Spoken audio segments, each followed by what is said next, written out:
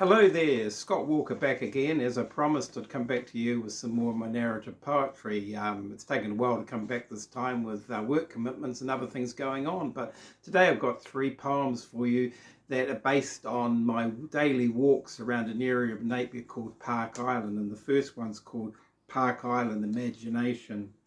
A place to walk your dog, a place to walk your lover, spend an hour or two with a kite or a kid on a bike. Park Island was once an island surrounded by mudflats, part of Ahuriri Lagoon, a place of spiritual significance.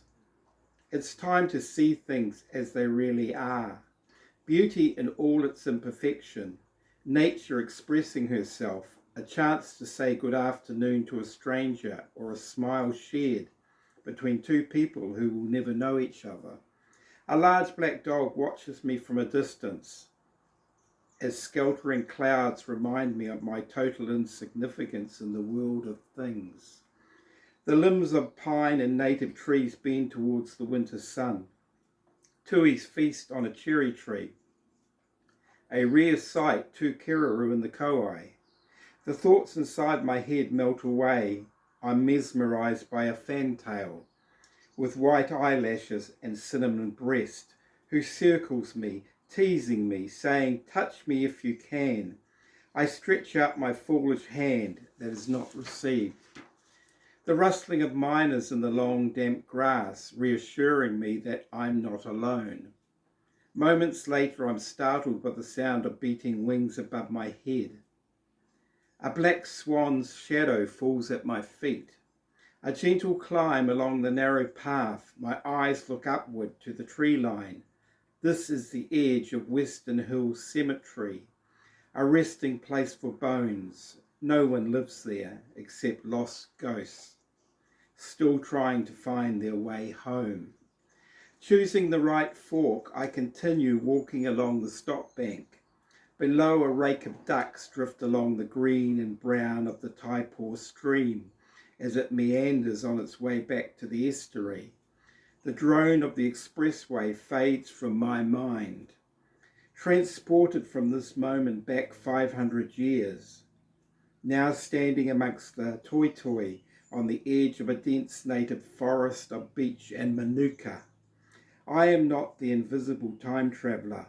Moa, kiwi and kakapo are aware of my intrusion, while a giant eagle circles me with menacing intent in a world where I do not belong. My second poem is purely imagination, and it's called Park Island Dreaming. I walk Park Island, so do you. You always say hi. Your smile reminds me of someone I've never met. Maybe it's a primitive connection shared, but let's face it, I'm no primitive man, and you have long left your cave. Lust is a dangerous game when played inside your head. What if I dared to dance you from the light to the darkest corner of my mind, where the shadows suspend reality, where with consent time ceases to be measured? Let me touch your silken hair, feast upon the wetness of your eyes. The tips of my fingers trace in 3 dimension the shape of your created form. The blueprint of your design is complex, but perfect to the eye. I will then calculate the distance between the parts that complete your sum. My touch like braille glides across the texture of your flesh. The soft curves of your landscape lead me to hills and forbidden valleys before reaching the mouth of your ocean, where I stop, hesitant and shy. Like a deep-sea diver, I go down. The taste of strawberries and honey penetrate my tongue. I awake and hear the night rain beating hard. I hope you like that one. As I said, that was a bit of fun. My final poem that I've got for you is called The Taipo Stream, and this is based on the stream that runs adjacent to the Park Island track. As far as rivers go, you may think the Taipo stream is pretty insignificant. To Maori, it's the demon stream, nothing more than a tidal stormwater drain.